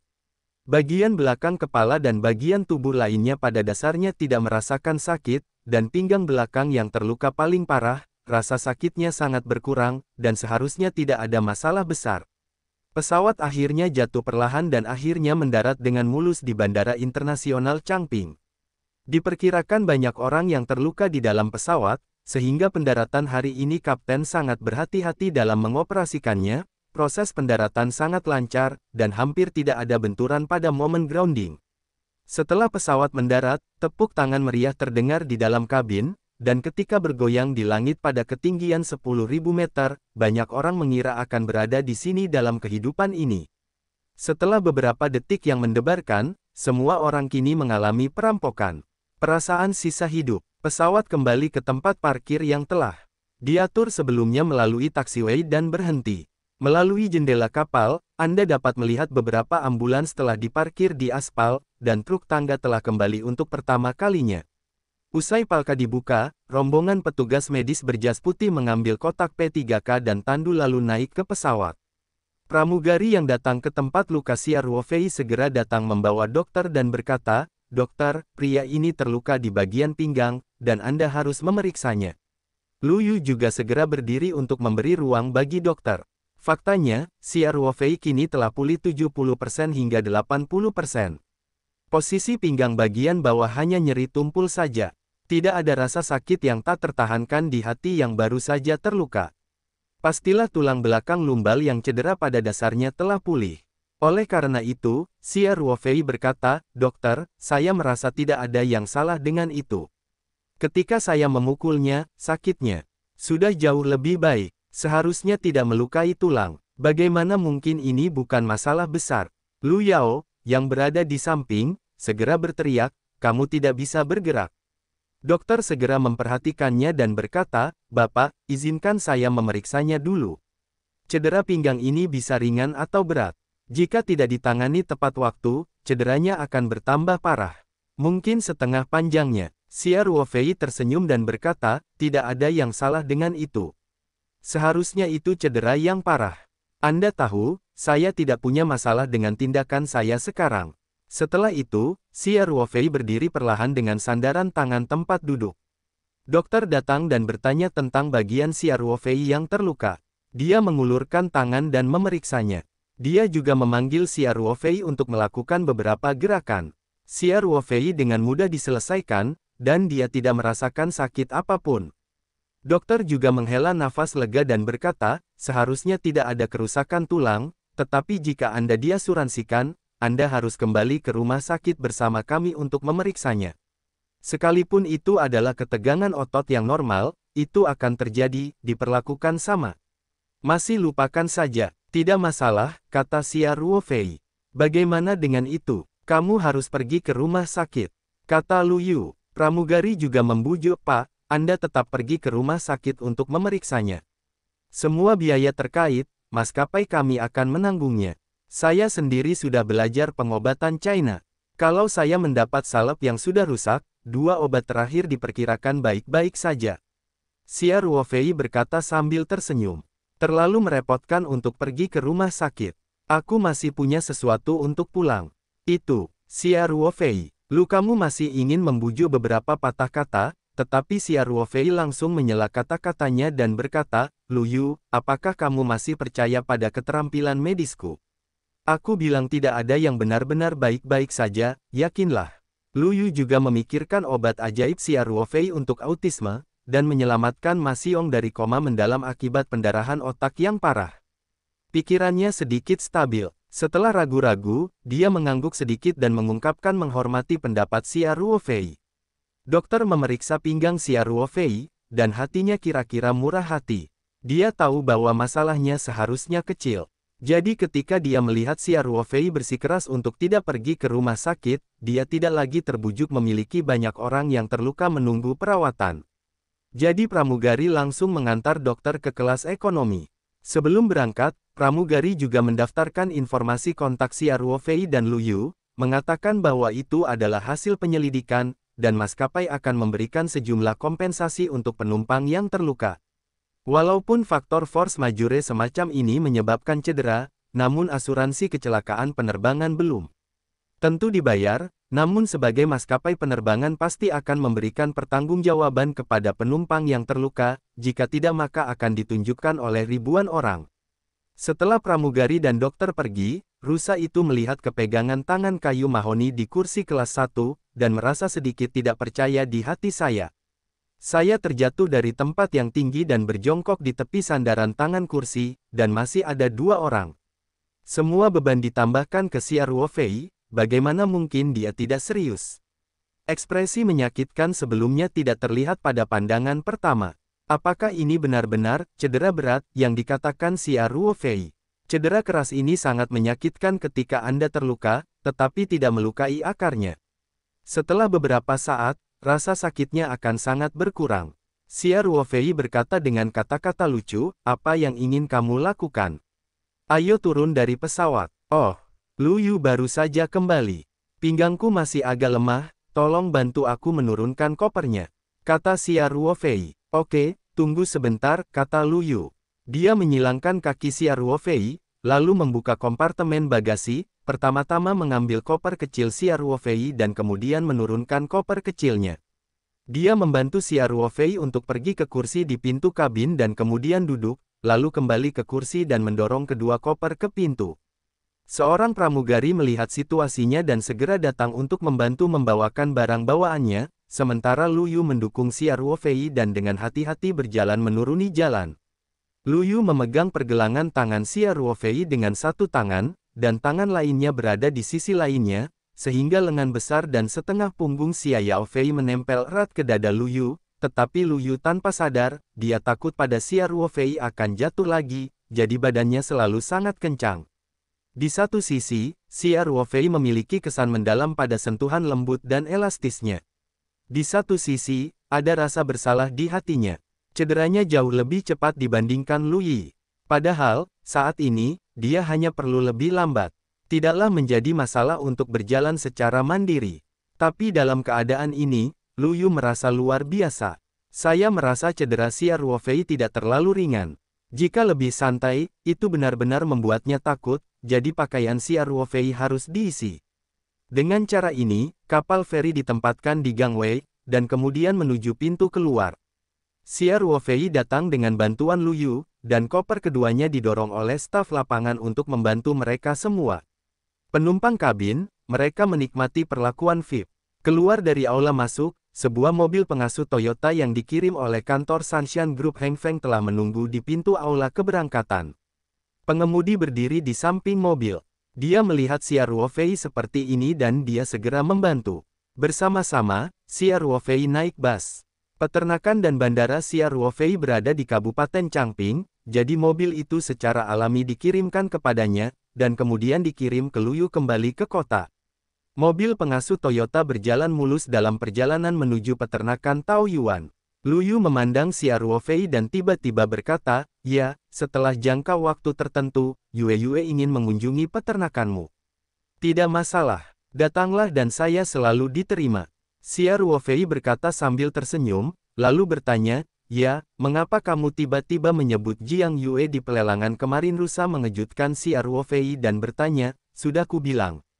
Apakah ada yang salah? Kata Xia Ruofei. Aku benar-benar mendengarnya tadi malam. Rusa tampak seperti Xia Ruofei sambil tersenyum dan tiba-tiba bertanya, jika aku bilang Yue diam-diam mencintaimu. Apa yang kamu lakukan? Xia Ruofei tertegun dan berkata, lelucon internasional apa yang Anda miliki? Saya sudah bertemu 2 kali dengannya, dan begitu saya bertemu di apotek, Anda juga ada di sana. Cinta macam apa itu? Kalau begitu kamu hanya melihat wajah gadis itu. Tidak terlalu panas. Rusa mendengus dan berkata, di mana ini? Xia Ruofei menunjukkan ekspresi tawa dan tawa. Saya adalah teman normal dengan Monica. Ketika Xia Ruofei berkata, dia tidak bisa tidak memikirkan siang hari di restoran lantai paling atas pada siang hari, dan suaranya menjadi kurang berani. Apakah itu bersalah? Rusa berteriak dan tertawa. Siapa yang bersalah? Siapa yang bersalah?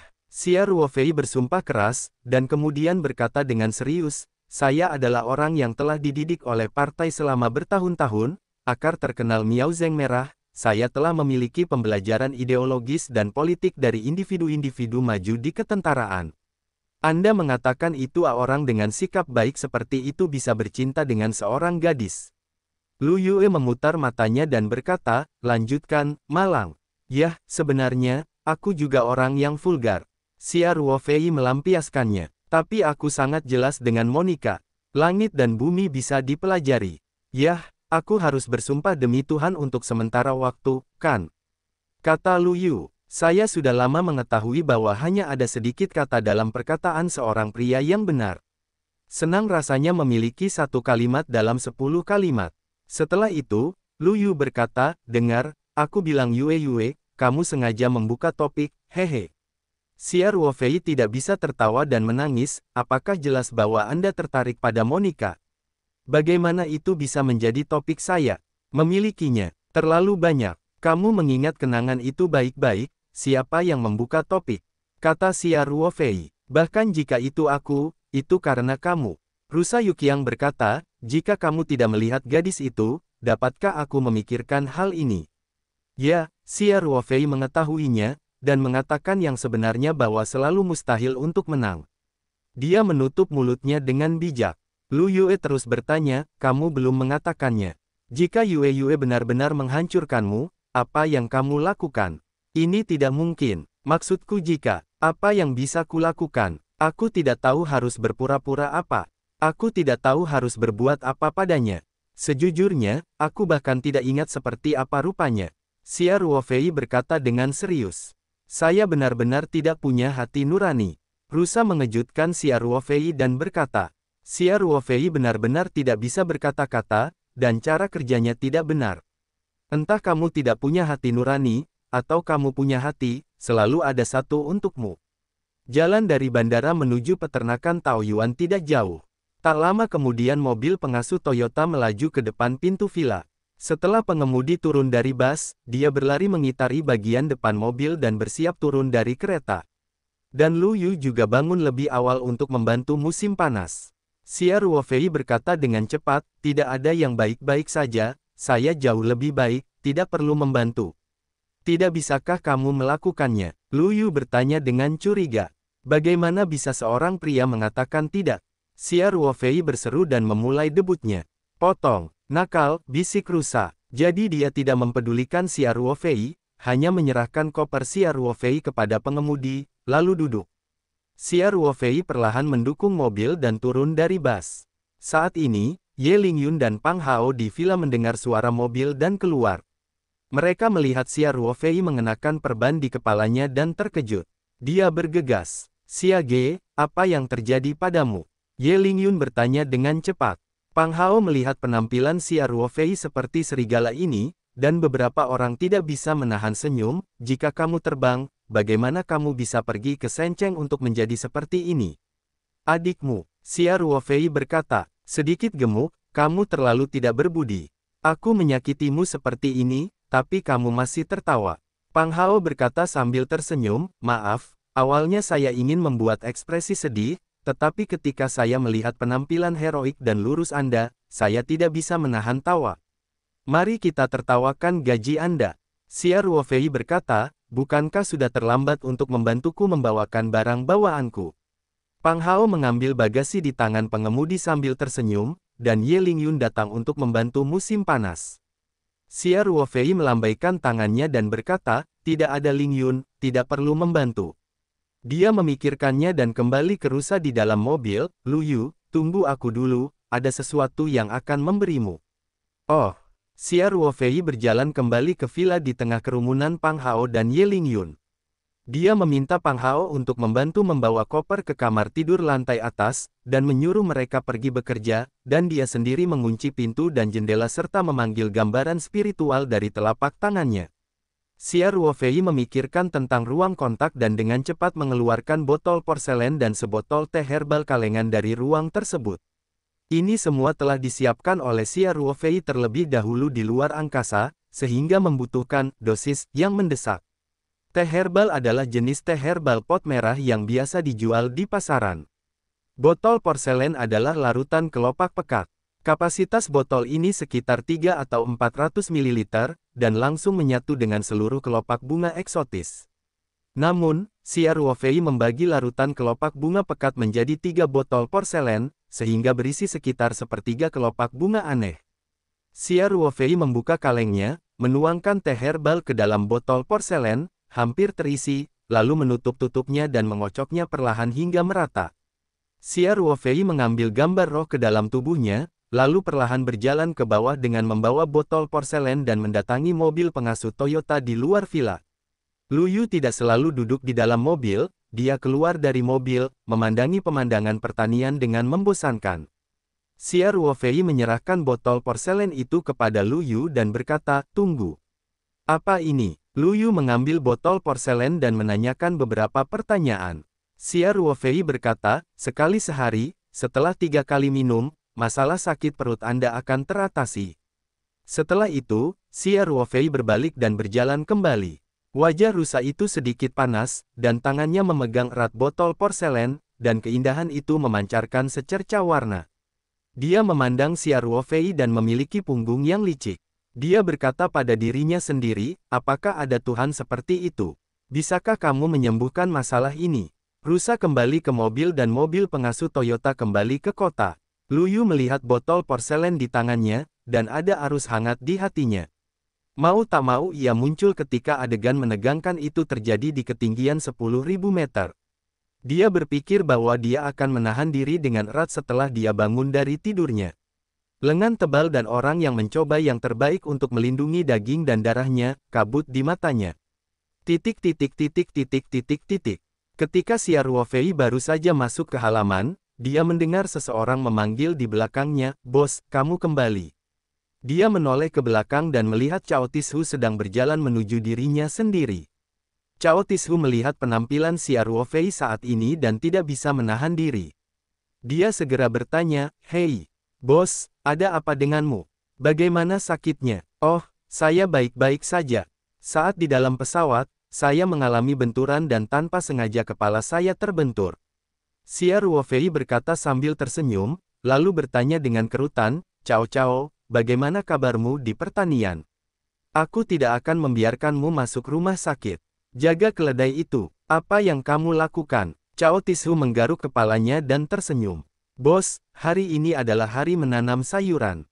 Bisakah saya tidak datang? Istri saya baik-baik saja, anak saya belum mulai sekolah. Dia merawatnya di rumah sakit." "Barisan yang mana? Saat ini, kamu lebih peduli dengan kalajengking." Xia Ruofei berkata, "Ada banyak dari kamu di peternakan. Cepat kembali." "Bos, tidak apa-apa," Cao Tishu berkata dengan cepat. "Kamu memberiku salep yang sangat bagus dalam 2 hari terakhir. Menantu perempuan saya pulih dengan sangat cepat. Bahkan para dokter mengatakan ini luar biasa. Hari ini istri saya yang meminta saya kembali untuk membantu. Dia juga mengizinkanku berterima kasih banyak." Xia Ruofei memberi salep Cao Tishu campuran larutan kelopak, meski jumlahnya tidak banyak, namun tingkat kesembuhan patah tulang pasti akan sangat meningkat. Xia Ruofei tidak berani berbuat terlalu banyak, kalau tidak seperti hari ini, butuh waktu lebih dari 1 jam untuk memulihkan tulang belakang lumbal yang retak, yang terlalu mengejutkan. "Efeknya bagus," Xia Ruofei berkata sambil tersenyum. "Benar, apakah salep itu sudah habis? Jika tidak cukup, aku akan memberimu lebih banyak lagi." "Tanpa bos." "Cukup," kata Cao Tishu. "Baris itu, aku biasa memberitahuku." Xia Ruofei berkata, lalu bertanya, "Benar, bagaimana kalau transplantasi hari ini?" "Semuanya berjalan baik. Kami memiliki 10 orang, dan pekerjaan hampir selesai." Cao Tishu berkata, "Bos, bibit sayuran itu tumbuh sangat bagus, terlalu cepat, tapi mari kita pindahkan hari ini, atau tunggu sampai hari ke-7. Hari ke-8 pasti terlalu besar.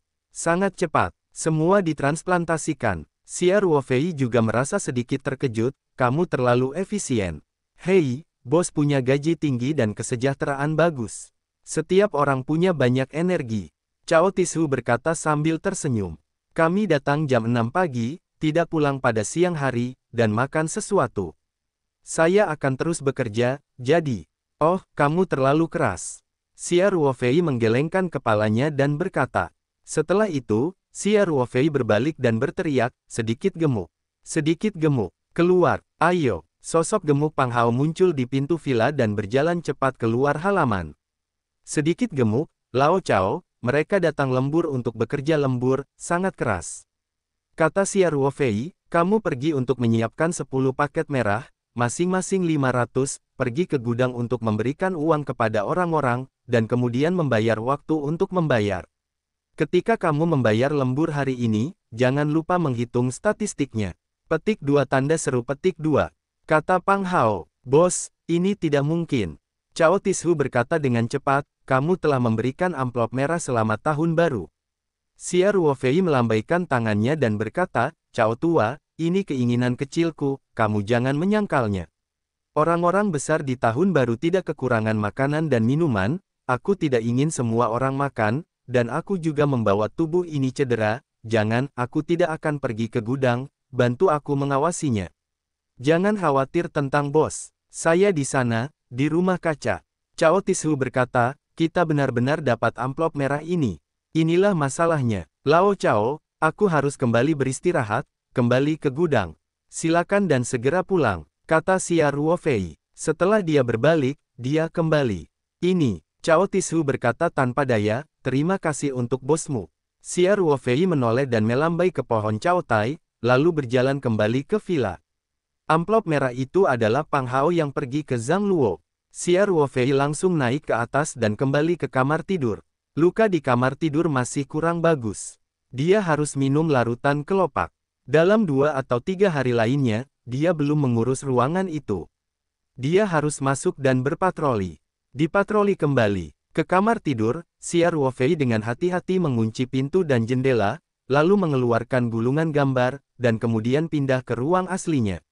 Dia pertama-tama mengambil kendi datar, membuka tutup botol dan meminum beberapa suap larutan kelopak.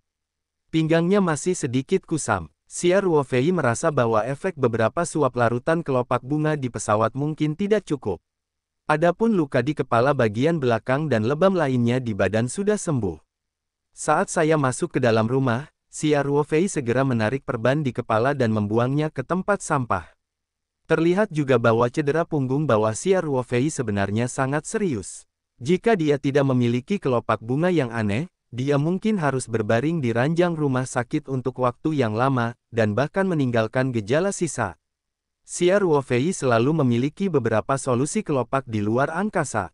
Konsentrasi ini tidak terlalu besar. Kelopak bunga yang aneh berukuran beberapa liter. Saat dia masuk, dia sesekali menuangkan beberapa ramuan berharga seperti ginseng dan ginseng. Larutan kelopaknya, termasuk 2 kolam ikan arwana merah, akan menetes beberapa tetes setiap kali Anda masuk.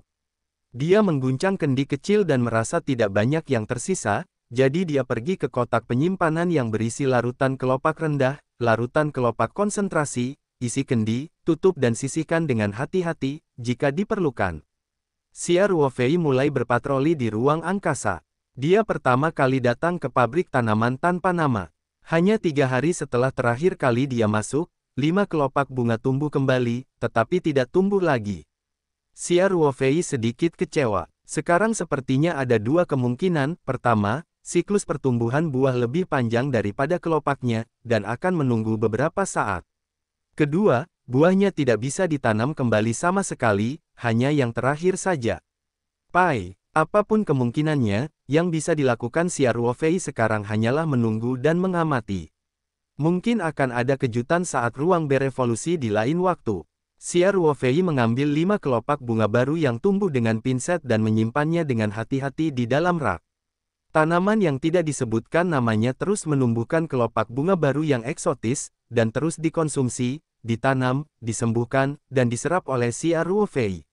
Sekarang ada 17 kelopak bunga aneh di rak. Bersama mereka, Xia Ruofei memiliki kepercayaan diri. Kali ini saya pergi ke Shenceng, saya belum menyerap kelopak bunga Cihua selama 2 atau 3 hari. Xia Ruofei memikirkannya dan memutuskan untuk menyerap kelopak bunga aneh hari ini. Dia memotong kelopak bunga hijau dari tangannya dan meletakkannya langsung di punggung tangannya. Kelopaknya langsung terserap ke dalam tubuh. Aliran panas yang familiar dihasilkan di perut kecil Dantian, dan kemudian dengan cepat menyebar ke anggota tubuh. Xia Ruofei pulih dari pemulihan yang lambat dan pulih dengan kecepatan yang sangat cepat. Paling lama, itu sekitar 1 menit. Xia Ruofei merasa semua lukanya telah sembuh. Dia sembuh dari cedera pinggang yang mengganggunya selama 2 atau 3 jam. Xia Ruofei merasa santai dan berjalan, dan langkahnya jauh lebih ringan. Tidak hanya itu, setiap kelopak bunga diserap maka hubungan spiritual antara Xia Ruofei dan Ruang Lingtu akan menjadi dekat, meski tidak terlalu kentara, namun akumulasinya juga cukup besar. Sedangkan untuk penguatan kebugaran jasmani, tentu saja. Sekarang bahkan Xia Ruofei tidak tahu seberapa kuat kekuatan fisiknya. Terakhir kali dia berlari di gym, jelas bahwa Xia Ruofei secara konservatif memperkirakan bahwa jika dia sekarang berpartisipasi dalam pasukan off-road tugas berat seberat 10 kg, dia dapat dengan mudah memenangkan yang pertama. Bahkan perang Wolf King Guo tidak akan menjadi lawannya. Setelah cedera pinggangnya pulih, Xia Ruofei pergi merawat ladang sayur. Kini skala lahan sayur sudah banyak berkurang, hanya perlu memenuhi kebutuhan sehari-hari kedua perusahaan catering tersebut. Oleh karena itu, Xia Ruofei dengan cepat berkemas, memanen hasil panen, menabur benih, dan dia sudah terbiasa dengan hal-hal ini. Kemudian Xia Ruofei datang ke kolam ikan tempat ikan arwana merah dibesarkan. Kedua arwana merah itu semakin intens, dan tidak ada keraguan bahwa ini pasti naga merah darah teratas. Arwana merah kecil telah tumbuh secara signifikan. Terakhir kali Xia Ruofei meninggalkan sekitar 20 arwana merah kecil di kolam ikan kecil, sekarang sepertinya agak ramai. Jadi Xia Ruofei hanya mengendalikan arwana merah, dan kemudian dengan hati-hati memindahkan semuanya ke kolam ikan besar yang baru digali beberapa kali. Ruang di sini cukup luas. Namun, Xia Ruofei semakin mirip dengan 2 arwana merah besar. Dia memutuskan memiliki waktu 2 hari untuk membuat tangki ikan besar dan membawa semuanya ke dunia luar. Salah satunya adalah dengan sering mengapresiasinya, dan laju aliran waktu di ruang aslinya semakin cepat. Meski umur arwana merah bisa mencapai 40 atau 50 tahun, namun di ruang aslinya hanya 1 atau 2 tahun. Saat itu, saya akan mati. Xia Ruo terbang ke kolam ikan besar dan menuangkan larutan kelopak yang telah diencerkan. Arwana merah tiba-tiba bergembira dan berenang bola-balik di kolam ikan, dengan rakus menyerap larutan kelopak. Kemudian Xia Ruofei datang ke sisi Jin Sinanmu. Kayu nanmu emas yang ditransplantasikan sekarang subur dan jelas tebal serta kuat. Xia Ruofei secara kasar memperkirakan diameternya telah bertambah setidaknya 80 cm atau bahkan 90 cm. Pertumbuhan anakan emas kecil yang bertahan melalui cabang-cabang bijak emas bahkan lebih terasa. Kebanyakan dari mereka adalah cabang ramping ketika pertama kali bertahan. Yang terbesar kini lebih tebal dari mangkuk laut. Xia Ruofei memandangi sepotong kayu sutra emas di tempatnya, seolah-olah dia melihat banyak koin Tiongkok berwarna merah. Seperti pohon jenis ini yang membutuhkan ratusan ribu tahun untuk menjadi berbakat, Xia Ruofei secara alami ingin menyimpannya di ruang aslinya yang 30 kali lipat laju aliran kali ini. Ada juga ginseng yang ditanam di bawah kayu nanmu emas, dan pertumbuhannya juga sangat memuaskan. Banyak pucuk ginseng yang memiliki biji berwarna merah di atasnya, dan sekilas berwarna merah, memberikan perasaan gembira. Xia Ruofei tidak keluar dan menggali ginseng untuk saat ini, tetapi secara alami dibiarkan tumbuh. Semakin lama ditanam, semakin berharga. Dan melihat benih-benih itu, Xia Ruofei dapat memperkirakan bahwa ukuran kebun ginsengnya akan semakin diperluas. Setelah memberi sedikit larutan kelopak ke nanmu emas dan ginseng, Xia Ruofei juga menyebut ruang itu air Lingtan, dan semua tanaman disiram. Akhirnya, Xia Ruofei sampai di hutan ek kecil. Hutan ek ini khusus ditanam oleh Xia Ruofei dengan tujuan budidaya travel. Ada lebih dari 20 strand. Saat ini setiap tanaman memiliki diameter lebih dari 20 cm. Di ruang spiritual yang kaya aura ini, tumbuhan seperti makan perangsang pada umumnya ganas. Xia Ruofei berpikir lama di depan hutan ek, dan akhirnya dengan tegas memikirkan ide-ide yang muncul sebelum dipindahkan ke ruang baru yang selaras dengan aliran waktu dunia luar. Pohon ek ini tumbuh terlalu cepat di ruang aslinya, dan karena perbedaan waktu dan laju aliran, dunia luar telah berada di ruang tersebut selama sekitar setengah bulan, yang setara dengan memproduksi travel berkualitas tinggi setiap setengahnya bulan. Namun, travel memiliki musim yang tetap dan tidak dapat dilestarikan sama sekali. Dalam 1 atau 2 bulan setelah pelepasan pohon pinus, meski kondisi travelnya tidak lebih baik, namun tidak bisa terjual, jika tidak pasti akan menarik perhatian masyarakat. Apalagi travel merupakan barang langka dan mahal. Jika Xia Ruofei menyimpan travel dalam jumlah besar di ruang tersebut, semuanya akan dilepaskan, yang akan menyebabkan peningkatan tahunan produksi travel global, yang pasti akan menyebabkan penurunan harga. Tidak ada gunanya keberadaan ruang. Ketika saya terlalu lelah untuk mati, saya tidak menghasilkan banyak uang. Oleh karena itu, Xia Ruofei memutuskan untuk memindahkan pohon ek ke tempat baru. Waktu di sana tersinkronisasi dengan dunia luar. Saat musim sepi, travel di tempat barunya bisa dipanen. Setiap tahun, mereka dapat menghasilkan aliran pendapatan tetap, yang memudahkan manajemen. Itu tidak akan menempati tanah berharga dari ruang aslinya. Setelah mengambil keputusan, Xia Ruofei tidak segera mengambil tindakan, lagi pula, waktu dan laju aliran ruang baru ini konsisten dengan dunia luar. Dibutuhkan banyak waktu untuk menggali lubang dan menanam pohon di sana. Sudah hampir waktunya makan malam. Jadi dia memutuskan untuk keluar makan dulu. Xia Ruofei meninggalkan ruangan dengan hati dan langsung turun ke bawah. Di lantai pertama, Xia Ruofei melihat Ye Lingyun menyiapkan makan malam di dapur terbuka. Dia baru ingat bahwa dia kembali sebentar, seolah-olah dia tidak melihat ibu harimau dan Lin Qiao, jadi dia bertanya, apakah ini cocok untuk Lingyun, Bibi dan Qiaur. Xia Ge, mereka keluar pagi-pagi sekali, mengatakan bahwa itu adalah rumah tetangga di desa untuk mengadakan acara bahagia, dan mereka akan kembali setelah makan. Kata Ye Lingyun, oh, kalau begitu kamu akan menghubungiku sebentar, dan butuh beberapa saat untuk mengendarai mobilku untuk mengambilnya.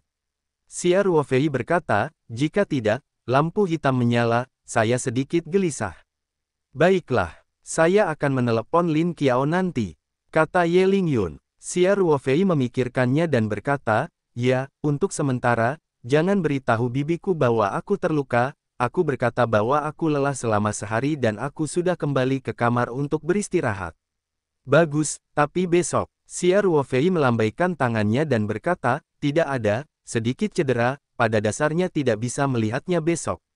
Mendapatkan. Segera, Ye Lingyun siap untuk makan malam. Pang Hao juga kembali mengendarai sepeda motor di malam hari. Hanya 2 dari mereka yang makan malam, hanya 2 hidangan utuh. Segera setelah keduanya selesai makan malam, Ye Lingyun menghubungi Lin Qiao dan kemudian mengantar Ksatria 15 Xia Ruofei ke desa Xiaoyu, sementara Xia Ruofei pergi ke pertanian untuk 1 putaran, menghilangkan makanan, dan pergi ke rumah kaca. Saya mengambil beberapa peralatan pertanian. Saat ini, para pekerja telah kembali bekerja, dan Ye Lingyun telah berkendara ke desa Xiaoyu. Seluruh peternakan sepi. Xia Ruofei langsung mengeluarkan gulungan gambar itu dan meletakkan beberapa peralatan seperti sekop besi besar, sekop, dan cangkul ke dalam ruangan. Kembali ke villa, Xia Ruofei langsung naik ke atas, dengan hati-hati mengunci pintu, menutup jendela, menarik tirai, lalu mengeluarkan gulungan gambar, dan pikiran masuk ke angkasa. Xia Ruofei pertama kali membawa peralatan tersebut ke ruang baru. Begitu dia memasuki ruangan, si rambut hitam kecil dan rambut besar segera bergegas. Xia Ruofei bermain dengan mereka sebentar, dan membawa peralatan itu ke lereng yang landai di kaki bukit. Dekat dengan sungai dan tidak jauh dari Tugu Batu. Xia Ruofei memutuskan untuk memindahkan pohon ek di sini. Xia Ruofei mulai menggali lubang pohon. Pohon ok sudah tumbuh banyak dan akarnya jauh lebih besar. Oleh karena itu, lubang yang digali oleh Xia Ruofei tidak boleh kecil. Sebuah lubang besar dengan diameter sekitar 2 meter dan kedalaman 1 meter, digali Xia Ruofei dalam waktu sekitar setengah jam. Sekarang dia bermetamorfosis secara fisik, yang jauh lebih cepat daripada yang dia gali di tentara. Xia Ruofei mengetahui bahwa laju aliran waktu di sini sama dengan dunia luar, jadi tidak membuang-buang waktu, dan langsung memilih tempat lain untuk melanjutkan penggalian. Ia segera mengayunkan sekopnya, seperti robot yang tidak pernah lelah, tanah di sebidang tanah subur di balik, lalu sekop tersebut digunakan untuk menyekop bunker. Xia Ruofei sibuk sepanjang waktu, Tetapi ketika merasa sedikit lelah, dia mengeluarkan kendi datar dari sakunya, meminum 2 larutan kelopak yang diencerkan, dan kemudian bekerja. Selama 10 jam, 20 lubang besar muncul di lereng landai di kaki bukit, masing-masing berdiameter 2 meter dan dalam 1 meter. Xia Ruofei nyaris tidak beristirahat dan menggali selama 10 jam berturut-turut. Ini digantikan oleh rata-rata orang yang sudah lelah. Xia Ruofei menghitung waktunya, dunia luar juga seharusnya lebih dari jam 4 pagi, dia tahu bahwa dia harus bergegas, jadi dia meninggalkan ruang baru dan kembali ke ruang aslinya. Sebelum pergi, Xia Ruofei secara khusus menghancurkannya, agar tidak mendekati lubang besar yang telah dia gali. Datanglah ke ruang aslinya. Xia Ruofei langsung menuju hutan ek. Laju aliran waktu di sini 30 kali berbeda dengan dunia luar, jadi ada banyak waktu untuk bekerja di sini. Tapi Xia Ruofei tidak memakainya. Dia langsung pergi ke pohon ek dan mulai bekerja. Sebelum dilakukan penggalian, ia masih menemukan beberapa potong kayu sebagai penyangga. Setelah memperbaiki kayu penyangga, Xia Ruofei mulai menggali tanah secara langsung. Dia berusaha menghindari melukai akar pohon ek, jadi kecepatannya jauh lebih lambat daripada menggali di tempat baru. Selama hampir 1 jam, Xia Ruofei menggali pohon ok, akar pohon ok tidak digali, dan beberapa akar kecil harus disambungkan ke tanah. Xia Ruofei memandangi pohon ek, yang jauh lebih kecil dari nanmu emas pada saat itu, dan tampaknya lebih mudah untuk berpindah dari ruang asli ke ruang baru daripada dunia luar. Selain itu, Xia Ruofei terus menyerap kelopak bunga dan ruang. Hubungan antara pikiran dan hati jauh lebih dekat, dan dia secara sadar seharusnya mempunyai sedikit masalah. Xia Ruofei mencelupkan larutan kelopak yang diencerkan untuk memulihkan kekuatannya, lalu mengulurkan tangan untuk mengambil pohon ek, menghubungi ruang baru dan mengunci salah satu lubang pohon, dan kemudian memikirkannya.